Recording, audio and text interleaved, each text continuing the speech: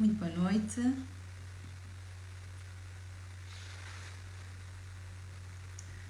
Boa noite, sejam bem-vindos aqui a mais uma live. Sejam bem-vindos aqui no final do dia de domingo, neste fim de semana já de inverno quase. E agradecemos aqui a vossa presença nestes diretos. Hoje vamos ter aqui outro direto com um convidado muito especial e um tema super importante, uma vez que as doenças cardiovasculares ainda são a maior causa de morte e não só. Também importância aqui da ligação com a tiroide, por isso trouxemos aqui um especialista, o Dr. Santiago Nunes, cardiologista, com especialidade também em geriatria clínica e já fez pós-graduação com o Dr. Leia Ribeiro também, na prevenção e tratamento das doenças relacionadas com a idade.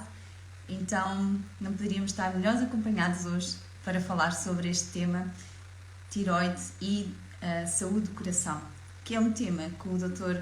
Santiago vai levar para o Congresso de Nutrição Integrativa Funcional em dia 18 e 19 de novembro, portanto temos a presença do Dr. Santiago, por isso hoje trago-vos aqui para vocês conhecerem e se tiverem alguma questão também poderem colocar aqui em direto.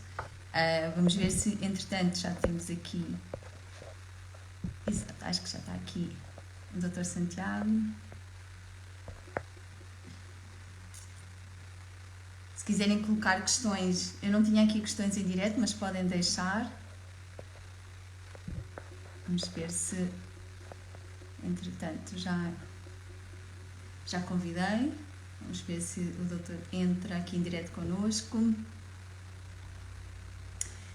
Enquanto aguardamos, lembrar-vos que as inscrições estão abertas aqui na bio, vocês encontram um link para se inscreverem e também lembrar-vos que quem não pode assistir em direto depois vai ter acesso às gravações, então tem sempre essa oportunidade para não perder, porque de facto vamos ter aqui oradores incríveis com temas muito bons que vamos aprender mais todos e vocês também estão convidados a participar, sejam profissionais de saúde ou pessoas que realmente estão à procura de uma resposta dentro desta área de interesse pessoal, está bem?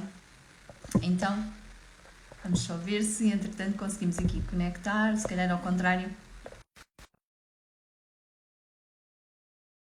Às vezes tem sido assim ao contrário.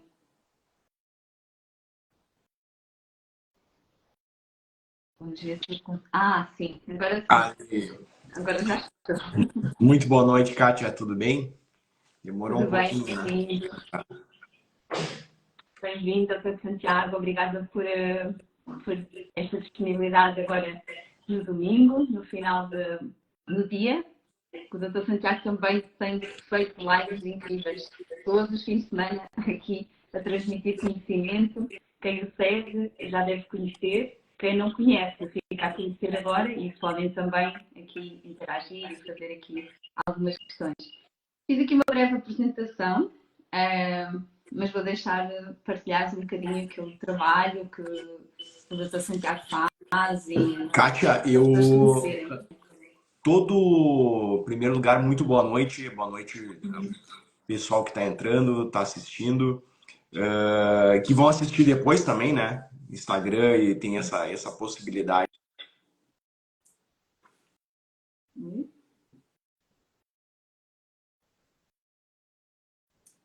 Ficou bloqueado. Vocês estão a ver em direto, estão a conseguir... Ficou bloqueado ou fui eu que estou bloqueada? Digam aí quem está a assistir o que é que apareceu. Não sei se fui eu que fiquei bloqueada, entretanto.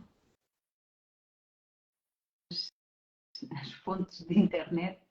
Ok, eu acho que foi o Dr. Santiago que caiu. Agora acho que sim, já cá está novamente. Vamos ver se já... sim. Agora, voltei. A ligação. Agora já está. Eu acho que deve ter dado alguma questão que você me convidou e depois eu enviei convite, daí deve ter dado algum problema em relação a isso. Agora sim, voltei. Tá, Francelina, nossa, o doutor Santiago caiu. Caí, mas já me levantei, tá tudo certo. Olha só, Ah, algumas pessoas aqui são do que estão, eu vejo que, por exemplo, a Carla Lima aqui, são pessoas que estão presentes no meu Longev Talk, que é o meu, que eu falo, meu bate-papo de longevidade todo domingo de noite às 21 horas. E nesse domingo eu aceitei o convite da Kátia, até a Kátia falou: "Ó, Santiago, vamos fazer uma live, eu sei que você gosta de fazer em horários, deve ter alguma explicação cabalística, alguma coisa, né? 21 e 21, 17 e 17, eu acho que é interessante isso." Mas eu falei: "Ó, Kátia, eu já faço a minha live 21h30, então talvez o pessoal que entre, talvez possa chegar atrasado, enfim." Mas sem mais delongas, Kátia, eu queria, em primeiro lugar, agradecer o convite para ser palestrante, então, do Congresso de Nutrição Funcional. Eu fico muito honrado em fazer parte dessa equipe de palestrantes excelentes todos, né? E então falar um pouquinho, eu sei que você me apresentou, eu sou médico cardiologista com a minha formação no Brasil. Em 2000, minha formação foi em 2008. 2019 eu fiz então o processo de revalidação de equivalência de grau em medicina em Portugal e vim para cá agora faz um ano. Estou trabalhando aqui muito feliz, fui muito bem recebido aqui em Portugal. E sigo atendendo os meus pacientes do Brasil e, enfim, de outros lugares do mundo também, por telemedicina. Então, com essa... quem me conhece sabe que eu tenho uma... Obviamente, todo cardiologista tem uma formação tradicional, mas em um dado momento da minha vida eu comecei a pensar a medicina de uma maneira diferente. Não apenas tratar doenças, mas também promover saúde. Que é essa visão funcional integrativa e procurar dar o melhor para os meus pacientes dentro dessa visão da medicina. Exatamente. E está muito bem cá connosco. Está muito bem. Então, sim. E este tema que o Dr. Santiago vai aprofundar no dia 18, que é a relação, não é, da saúde cardíaca e a tiroide. Depois vamos falar aqui um bocadinho, deixar aqui, se calhar, algumas partilhas e, se calhar, começar a falar como é que o coração está ligado aqui à tiroide e o excesso ou o déficit de hormonas tiroideias influencia a saúde cardíaca ou não? Como é que... Então, assim, a tireoide, ela é o grande maestro do nosso metabolismo. Então, assim, muitas vezes, quando a tireoide está descompensada, quem palpita, quem fala é o coração. O coração, muitas vezes, é o que acaba, digamos assim, mostrando que a nossa tireoide está descompensada. E eu estava conversando com a Kátia, que eu acho que é importante sempre nós buscarmos o eutireoidismo. O que é o eutireoidismo? A tireoide estável. Por quê?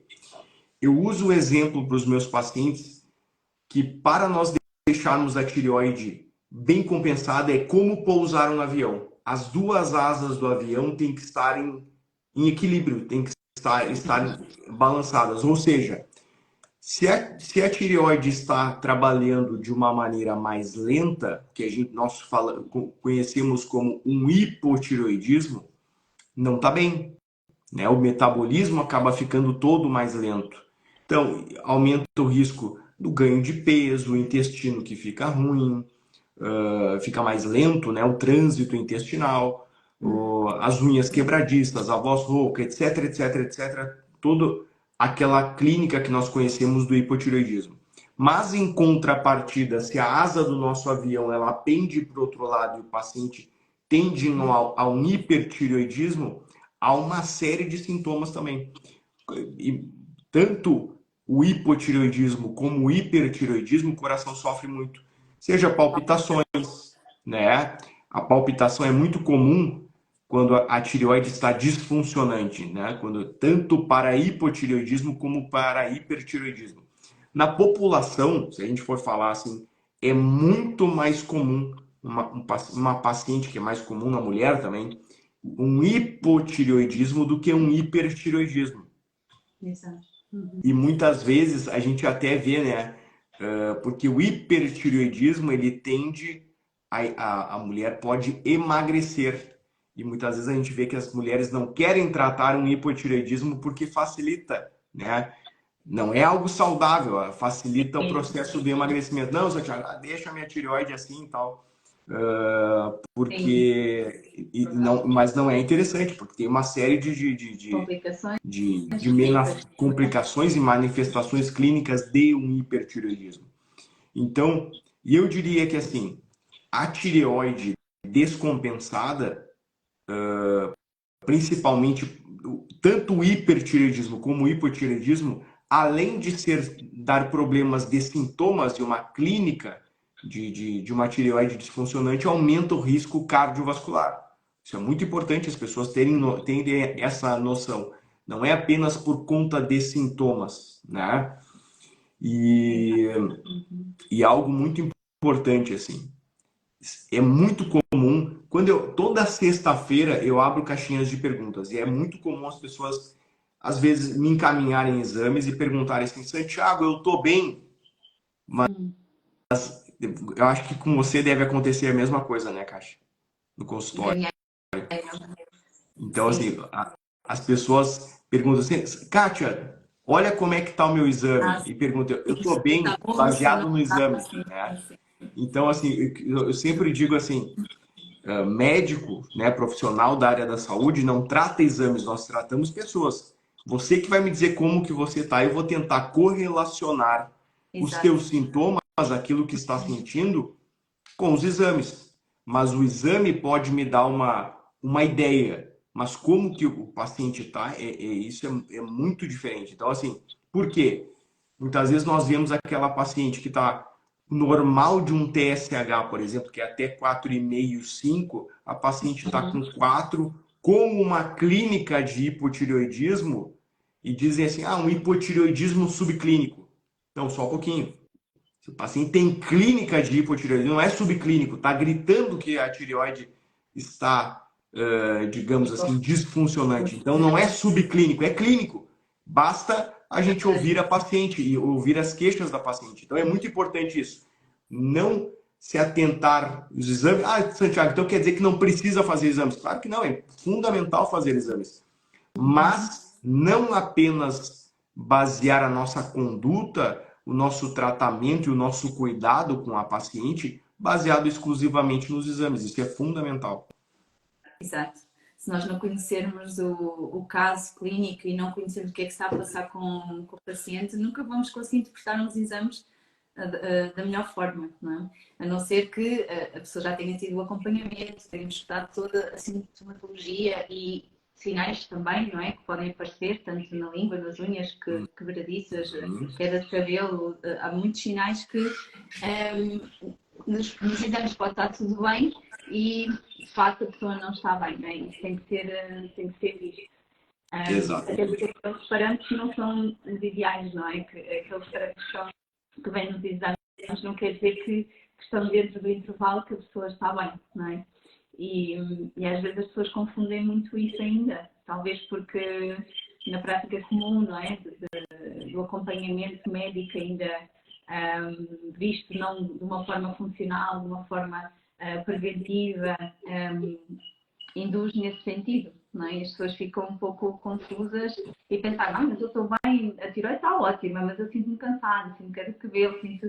Então há outros parâmetros até que nós pedimos, às vezes para avaliar, não é? Como é que está o ferro, como é que está o zinco, como é que está o selênio, todos esses fatores É, que às vezes não é só ter... é interessante, Kátia, que às vezes eu pego alguns exames de pacientes que já trazem exames prévios na consulta. Então, eu tenho aqui a lista de exames e um check, né? Check. Baseado no valor de referência do exame, né? Então, assim, é aquela velha história. Valor de referência é um indicativo, mas eu não uso o valor de referência do laboratório porque é muito importante isso. A paciente sintomática com o TSH dentro do valor de referência. Isso é muito comum na prática clínica, né? E falando agora da importância da tireoide na saúde cardiovascular, as duas, digamos assim, as duas doenças que eu mais trato seria a dislipidemia, problemas de colesterol e hipertensão, né? É o mais comum, não só na população, mas como as queixas dos pacientes no consultório. E existe uma correlação muito grande entre a hipertensão e o hipotireoidismo. Por quê? Porque o hipotireoidismo ele é muito mais comum. Claro que um hipertireoidismo é mais comum levar a uma palpitação, mas é um quadro mais agudo. É difícil a pessoa, nós vermos as pessoas em hipertireoidismo cronicamente, né? Ao passo que o hipotireoidismo é muito mais comum. E tanto um como o outro aumenta a pressão. E daí, assim, quando a gente olha o paciente analisando exclusivamente a pressão do paciente, a gente vai dar um medicamento para a pressão, e que é um erro. O que a gente tem que fazer é tentar identificar a causa que está levando o paciente a ficar hipertenso. No caso, a tireoide. Então, se está com hipotireoidismo, vamos compensar a tireoide para deixar o paciente eutiroideico, com hormônios tiroidianos. Já o tratamento do hipertireoidismo é também deixar a paciente eutiroideia, mas não com hormônios tiroidianos. É mais uma conduta do endocrinologista, que o tratamento é um pouco mais do especialista mesmo. E do ponto de vista do tratamento do colesterol, a mesma coisa. Uma paciente com hipotiroidismo tem um perfil de colesterol que é um colesterol total aumentado, às custas de um triglicerídeos aumentado e um HDL baixo. Né? Esse é o quadro comum do paciente com hipotireoidismo. E daí, não adianta dar estatina para o paciente, a gente tem que compensar a tireoide, entende? Não que eu seja, quem me conhece sabe, eu não sou contra a estatina, mas a gente tem que usar o medicamento, qualquer conduta tem que ser, digamos assim, balizado na indicação, né? E muitas vezes a hipertensão ou o próprio colesterol, o perfil do colesterol inadequado, como eu falei, um triglicerídeo aumentado e HDL baixo, não é algo a ser tratado. Aquilo ali é que nem a temperatura. A pessoa está com febre, vou baixar a febre. Não, tem que identificar a causa. É a mesma coisa. No caso, a pressão alta, o perfil do colesterol é a febre. Não adianta baixar a febre, tem que identificar a causa. Isso é super interessante e a nutrição está aí muito ligada, não é? Porque nós sabemos que o aumento de triglicéridos também tem a ver com o consumo em excesso, muitas vezes, de hidratos de carbono, alimentos muito refinados, e isso também pode haver aí por trás uma resistência à insulina, mas é uma questão de avaliar, porque a tiroide também atua muito aqui na parte hepática. E a alimentação ajuda imenso, e estamos a falar de triglicéridos, por exemplo, está a lembrar dos ômega 3, nós cada vez consumimos menos gorduras boas, não é? E é tudo muito hidrogenado, processado. Todos esse tipo de gorduras não são saudáveis, não é? Para o coração, não são essas margarinas. Então nós devemos consumir sim gordura, mas mais rica em ômega 3, peixe, irmos buscar também outros ômegas, o ômega 9 do azeite, boas gorduras, o abacate, pensar o ômega 7 nas castanhas de macadâmia, enfim, temos essas gorduras que são saudáveis, não é? Que nós não consumimos, se calhar, ou as pessoas não consomem tanto, principalmente esse tipo de pessoas que têm essa dislipidemia. É muito importante olhar para a alimentação e trabalhando a alimentação junto com esta visão médica, esta adaptação. Às vezes não precisa de uma estatina, às vezes não precisa medicar, não é? Não quer dizer que em alguns casos seja necessário, mas muitas vezes corrigindo a base, não é? Qual é a causa, o que é que trouxe até aqui. Olha que interessante aqui, ó. Gabriel Tofi, fui considerado hipertenso com medicação e não me conformei. Procurei medicina integrativa e resolvi com magnésio. Isso é muito comum, né? Sim. É muito comum. Sabe, Kátia, que assim, a nutrição para mim, por isso que eu fico muito feliz em falar no Congresso de Nutrição. Por quê? Quando eu falo com os meus pacientes, eu sempre falo que a saúde, ela está balizada em 4 pilares. E olha a importância que eu dou para a nutrição. A alimentação saudável e o intestino blindado, ele é o pilar número 1 para mim. Tá? Por quê? Porque não adianta... eu vou te confessar algo.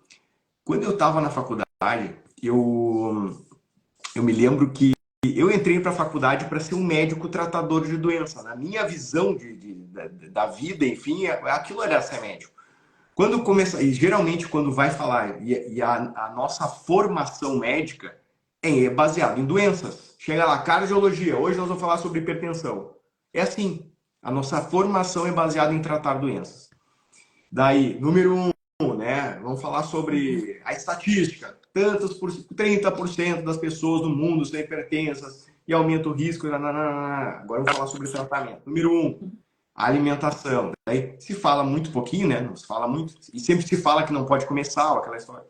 E eu me lembro que essa parte eu pensava assim, isso não é para mim. Eu quero logo saber do remédio. Eu quero saber logo, sabe? E quando eu me dei conta que, na verdade, assim, a minha visão é completamente errada e que eu deveria focar e voltar atrás e pensar nos pilares e tal, para mim foi uma mudança Foi uma revelação quase, sabe? Foi algo que, assim, essa mudança de paradigma na minha vida. Então eu falo, alimentação saudável e intestino blindado, número um. Número dois, o exercício físico. Número três, a mente saudável e o sono reparador. E o número 4, a suplementação e a modulação hormonal. Olha só, a gente está falando dos triglicerídeos. Se tem algo que a gente vê uma modificação muito grande no nosso dia a dia, baseado nos dois pilares, é o triglicerídeos. E muitas vezes as pessoas querem assim, ó, qual é o remédio que eu tenho que tomar para baixar o triglicerídeo? Não, não precisa tomar remédio, tu vai ter uma dieta adequada, com uma dieta low carb, uma dieta cetogênica e vai fazer exercício físico. E daqui 3 meses volta no consultório. E é impressionante quando o paciente modifica estilo de vida, a diferença que a gente vê, né? É aí quando nós Então, percebemos, exatamente, quando percebemos essa parte bioquímica, um bocadinho nós também na nutrição funcional, na interação do alimento com a nossa bioquímica, é totalmente diferente de quando saímos da faculdade e a dieta para o diabético, a dieta para. E não há esta interação que a bioquímica faz toda a diferença. Percebemos, e lá está, a dieta aqui é a base. E eu acho que liga-se muito bem, e, como estavas a dizer, com a parte da vossa prática, não é? Porque é fundamental. ô, E Kátia, claro e que algo que é muito sim, importante a gente falar, falando na dieta, eu acho que eu falo muito nisso, eu acho que é importante você, como nutricionista aqui em Portugal, frisar também. Por quê? Quando a gente fala em dieta, é muito comum as pessoas. Não, Sr. Thiago, está aqui que eu tô acima do peso porque eu não consigo comer de 3 em 3 horas. Eu ando meio sem tempo, entendeu? Daí, ou vai na nutricionista e passa a dieta. Pequeno almoço, que é o café da manhã, pessoal do Brasil. Pequeno almoço é o café da manhã. Lanche no meio da manhã, almoço, lanche no meio da tarde, o jantar e uma ceia antes de dormir. Uma fruta antes de dormir. É muito comum essa dieta, né, Kátia? isso era quando nós saímos da faculdade, não é? Aquela. Eu sou aqui para não ir a bateria, ficar aqui com. Continuamos em direto. Exato, é muito comum e mesmo no meu estágio no hospital foi feito assim, não é? Os médicos às vezes precisavam de uma dieta para hipertensão, para diabetes, para... Então nós fazíamos dietas muito comuns, só adaptávamos algumas coisas que as pessoas gostavam ou não gostavam, então era muito nesse sentido. Ou seja, não havia a individualidade, a precisão, até porque eu costumo dizer, nós temos várias ferramentas, não é? Estamos a falar da dieta low carb, cetogénica.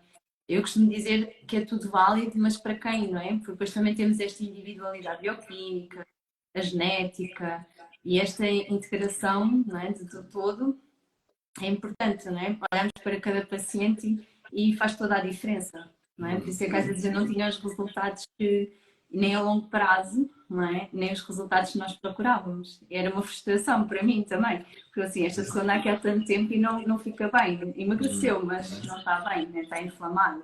Então faz toda a diferença, sim. Exatamente. E partilhar aqui também, estavas a falar há pouco, Santiago, do risco do caso do hipotiroidismo, e nós estávamos a falar há pouco que havia uma revisão, que existe revisões até sistemáticas nesta área, que pacientes com hipotiroidismo, portanto um TSH acima de 7, aumenta o risco de doenças cardiovasculares e pacientes com TSH acima de 10 pode chegar a risco de morte de doença cardiovascular, até tendo, se calhar, os triglicéridos e a dislipidemia controlada, não é? Ou picado, e isto acontece. Por isso é que é tão importante ver a pessoa como um todo, não é? Ver a base, ver além daqueles parâmetros que digamos que se calhar a vossa prática, que é as guidelines, não é? Que normalmente...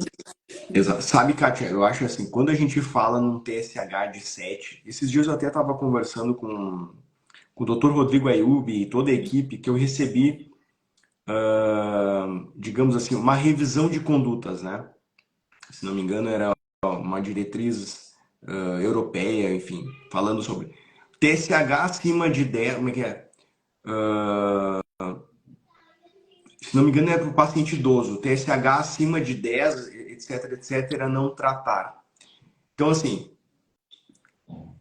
claro que os estudos são importantes e diretrizes são importantes. Agora, a gente balizar nossa conduta médica no TSH, para mim, é um absurdo, tá?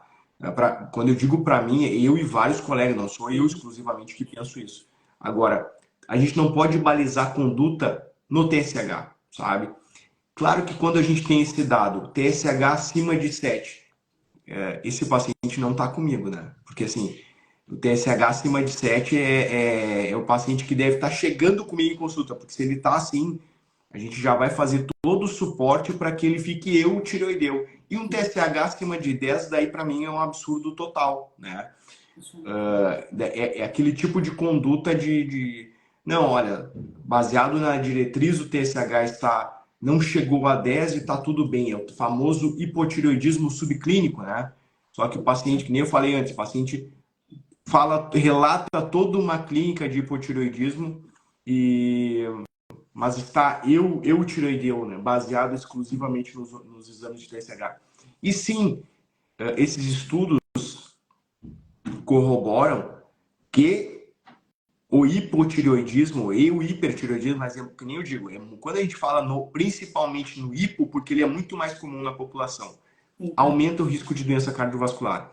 Então, assim, quando a gente pensa em deixar a tireoide, paciente eutireoideu, a tireoide compensada, nem trabalhando acima nem trabalhando abaixo do esperado e do desejado, é porque não só aumenta os sintomas, né, de hipotireoidismo ou de hipertireoidismo, mas também aumenta o risco de doença cardiovascular. Santiago, isso entra, digamos assim, na avaliação de risco cardiovascular? Infelizmente não. Quando o paciente chega na minha frente, os scores de risco, eles têm a idade, o valor do colesterol, do HDL, do LDL, da pressão, se está tomando medicamento para pressão ou não, estatina ou não. Então, mas assim, a gente sabe que os scores de risco são falhos.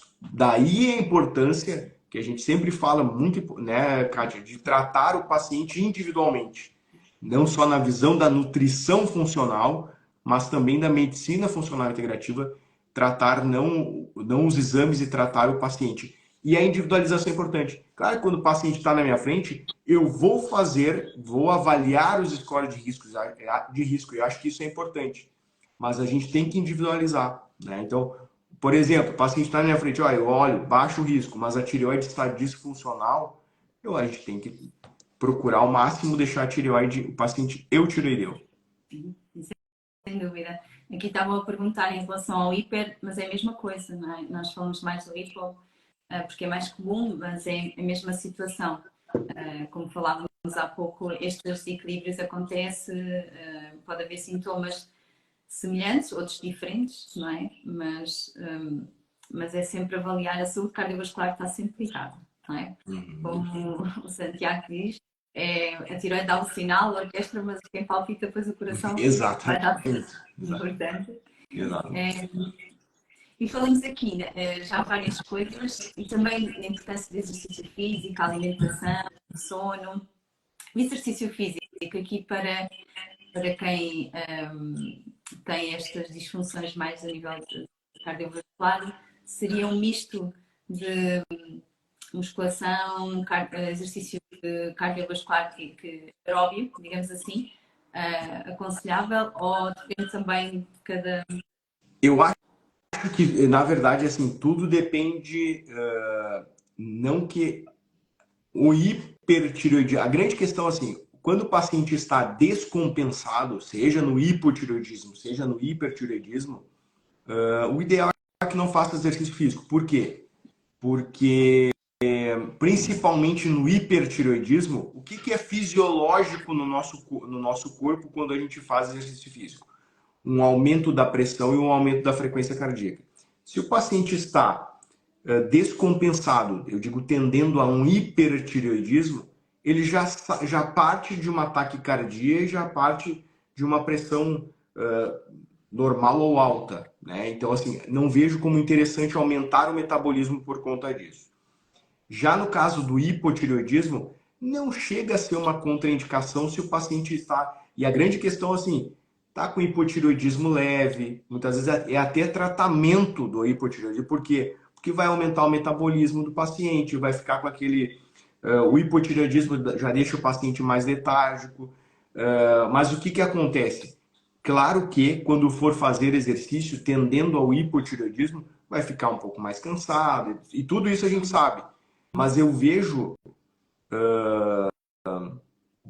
muito mais como um estímulo para fazer exercício físico do que desestimular se o paciente não está descompensado, não está em crise, seja uma crise tireotóxica, que a gente chama do hipertireoidismo, ou seja, uma crise em hipotireoidismo. Então, eu não vejo, principalmente no hipotireoidismo, eu não vejo uma contraindicação por conta disso. Mas é tudo, mas é muito importante a individualização, né? Sim, sim. Até porque vai ajudar muito na modulação do microbioma, na parte da mais serotonina, mais sentir-se bem, né? Porque o hipotireoidismo também há muita relação com depressão, ansiedade, então vai ajudar. No hiper, se calhar até é bom fazer alguns exercícios de yoga, relaxamento. Exatamente, é verdade, é verdade. Exato. Talvez seja. Uma meditação, um exercício de respiração profunda. Exatamente. Exato. Kátia, tem uma seguidora que fez uma pergunta que eu achei muito interessante na relação do hipotireoidismo e da depressão. Que existe uma estreita correlação, né? E assim como eu falei na hipertensão e falei também na dislipidemia, muitas vezes a depressão ela pode ser um sintoma do hipotireoidismo. Tá? A tireoide por si só, ela, se a gente parar para pensar, a tireoide disfuncional ela não dá sintomas, a tireoide em si, mas ela vai afetar outros órgãos. Por isso que eu falei, a tireoide descompensada, quem grita é o coração, ou a pessoa vai ter alguma depressão. A tireoide não tem um sintoma exclusivo da tireoide, mas ela comanda todo o metabolismo, é um todo, né? Da importância do todo. E o hipotireoidismo, existe uma estreita relação entre hipotireoidismo e depressão. Uhum. Por isso que os psiquiatras mais atentos, quando chega um paciente com depressão, depressão não é sinônimo de antidepressivos, né? Um inibidor da recaptação da serotonina. Que hoje em dia a gente sabe a importância da microbiota intestinal, né, Kátia? Fundamental não apenas tratar, até porque 70% da serotonina é produzida em nível intestinal. Então, eu sempre dou exemplo. Quando toma um medicamento inibidor seletivo da recaptação da serotonina, se não tiver uma boa produção de serotonina, vai recaptar o quê? Daí, toma um medicamento para depressão e não faz efeito, né? Por quê? Daí depois a gente começa a entender a explicação. Muitas vezes é por conta disso. Então, paciente com hipotireoidismo e depressão, não adianta tratar a depressão, tem que tratar a tireoide. Tá? O hipotireoidismo, a depressão é um sintoma. Exatamente. Não é uma doença nesse caso. Sempre ver a tireoide quando é escasso. Aliás, como dizias, o intestino tem que estar bem. Normalmente há sempre sintomas também de obstipação ou inchaço abdominal, portanto, às vezes não começa logo no intestino, pode ser a digestão que não está comprometida. Portanto, aí avaliar um todo e perceber o que é que está ali a causar essa, porque o intestino é super importante seja ansiedade, seja depressão. E é esta ligação também de intestino tiroide, né, que é super importante. Por isso, é isso. Está sempre, a tiroide é aqui o maestro, mas depois temos que olhar para um todo para perceber o que é que está a passar nos sistemas. Santiago, não sei se queres deixar aqui mais alguma mensagem, convite, vais aprofundar muito mais nestes temas depois de coração e tiroide no congresso, dia 18. Vamos ter o prazer de ter lá em direto. Não sei se queres deixar aqui alguma mensagem ou... Acho que não temos Eu quero. mais questões. Kátia, tem algumas perguntas aqui antes de Ai, sabe, não vi. na caixinha de perguntas aqui, uma seguidora falou assim: eu fiz caixinha de pergunta, foi na caixinha de pergunta aqui. Então, assim. Ok. Quando se faz exame de tireoide, deve tomar a medicação antes de fazer as análises? Sim, deve tomar, porque o que a gente quer avaliar justamente são os hormônios em tratamento, então deve tomar o medicamento sim. Qual a diferença de hipotireoidismo subclínico e hipotireoidismo? Deixa eu explicar o seguinte assim. Muitas vezes, hipotireoidismo subclínico, vamos pensar o seguinte, deixa eu fazer uma analogia. Existe o preto, o branco e o cinza, tá? Paciente eutireoideu é o branco. Paciente com a tireoide disfuncional, vamos dar um exemplo, o hipotireoidismo é o preto. E existe uma zona cinza, é o hipotireoidismo subclínico. É aquele paciente que tem um TSH discretamente alterado, não tem clínica, porque o que é importante frisar que a partir do momento que o paciente tem clínica de hipotireoidismo, já não é hipotireoidismo subclínico. E muitas vezes isso é um erro. Por quê? Porque se fala hipotireoidismo subclínico quando o paciente tem um TSH discretamente aumentado, né? E não fecha critérios clínicos laboratoriais para hipotireoidismo, tá? Mas muitas vezes na prática clínica a gente vê o contrário, o paciente mesmo com os hormônios normais com clínica de hipotireoidismo, daí tá errado o diagnóstico. Daí não pode chamar de hipotireoidismo subclínico. Resumindo, hipotireoidismo subclínico, exames discretamente alterados com pacientes sem clínica de hipotireoidismo. É isso, tá? É a zona cinza. Falando é uma questão de tempo, né? É uma questão de tempo. Fazendo uma analogia, que nem o pré-diabetes. Muitas vezes que o pessoal fala, né? Ah, o pré-diabetes. É a questão de tempo. Não chegou lá ainda, mas tá a caminho. Não precisa esperar chegar lá para se preocupar, né? Daí a Carla perguntou, eu acho que é importante falar aqui, ó. E a Kátia estuda muito e fala muito sobre a tireoidite de Hashimoto. É um tipo mais comum de hipotireoidismo, tá? Onde o paciente tem uma doença autoimune e os anticorpos atacam a tireoide, o paciente acaba a não produzir mais hormônios tireoidianos, tá?